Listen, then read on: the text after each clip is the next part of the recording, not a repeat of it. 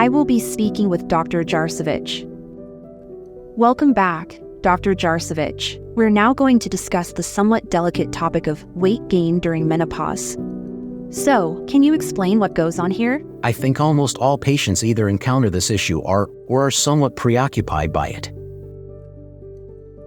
But again, the causes here are varied and multifaceted. There are metabolic changes that slowly set in over time and with age.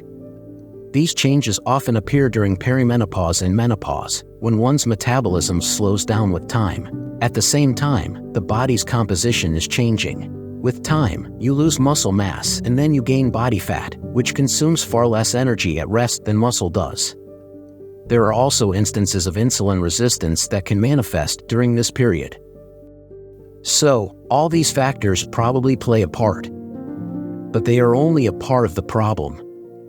Then, there are also our daily habits, what we do in terms of diet and exercise. Simply maintaining your current weight will require greater physical effort than before. So, imagine if you want to lose weight, you're going to need to work even harder. So, in terms of weight gain during perimenopause, what should patients do? I think it often comes down to the same advice: maintain a healthy lifestyle.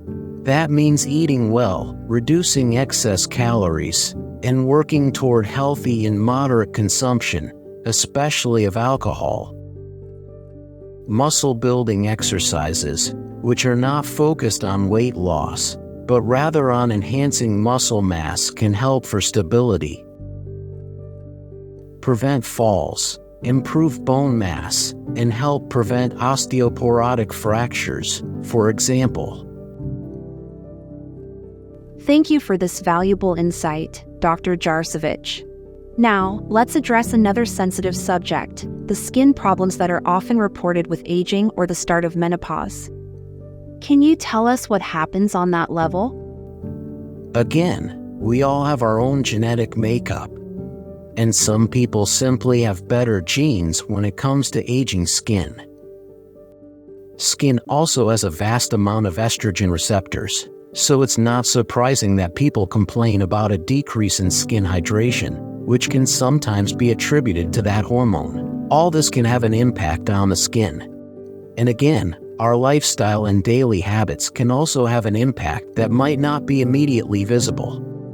Sadly, things we may have done in the past, like staying out in the sun with inadequate UV protection, or smoking cigarettes, can turn out to have a real impact. These are all factors that will negatively affect the quality of the skin, and which may be felt over the long term. Do you think that, beyond just the skin, there are also structural problems that may have an impact? There are probably also some changes in the skeletal frame, where the bone is essentially remodeled, which can happen in the whole body, the face included.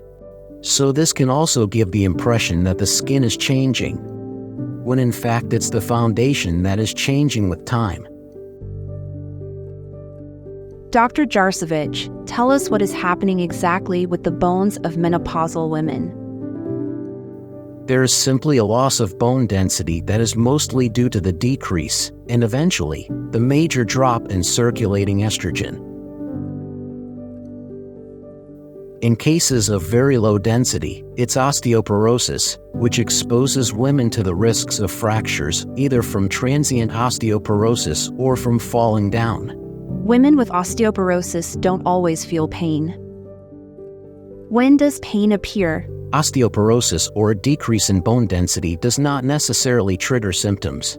Symptoms often appear in cases of fractures, which can be traumatic, which are obvious, or in the case of spontaneous fractures, like vertebral fractures, which can trigger chronic pain and cause people to consult a doctor for, let's say, back pain. What factors could worsen osteoporosis or bone density loss? Other than aging, certain diseases can put you at risk of greater bone mass loss. For example, diseases that require high-dose corticosteroids, low body weight, smoking, alcohol abuse, a family history of osteoporotic fractures, These are all factors that increase a person's risk of developing osteoporosis at some point in their life. How do you diagnose bone loss or osteoporosis? We use a test called osteodensitometry, which measures bone density. This test is recommended for all women over 65 years old. However, if you show risk factors such as the ones we just mentioned, these tests should be done starting at age 50. How can women prevent or treat osteoporosis?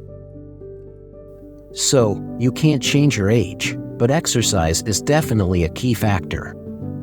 This means doing weight-bearing exercises, muscle-building exercises.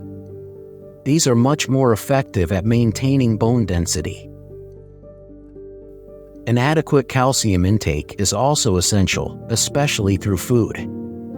And definitely vitamin D, which we don't get nearly enough of here in North America. We've seen that cardiovascular events for women tend to increase around the time of menopause, whereas these events tend to happen earlier for men.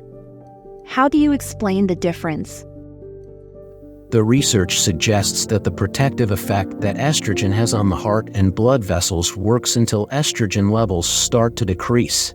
And so, this is when we start to see cardiovascular issues in women around 50 years old. We see other changes start to arise around perimenopause as well. The direct impact of menopause on all of these changes is not very well established, but we definitely see some changes in cholesterol, which are linked to the way blood vessels react to stress. For example, women with vasomotor symptoms are more likely to develop cardiovascular diseases than those who don't have symptoms. Studies have shown that women with insomnia are also at risk, in addition to being at a greater risk for depression, for example. All this together contributes to increased risk to, or at least changes in, the cardiovascular system, thus putting women at a greater risk of encountering issues during this period. Once this is known, what can patients do to help protect their cardiovascular system? Again, it very much comes down to lifestyle habits. Maintaining a healthy weight, exercising regularly, avoiding smoking, enjoying a healthy and varied diet that is low in fat. Can hormone replacement therapy help with heart diseases?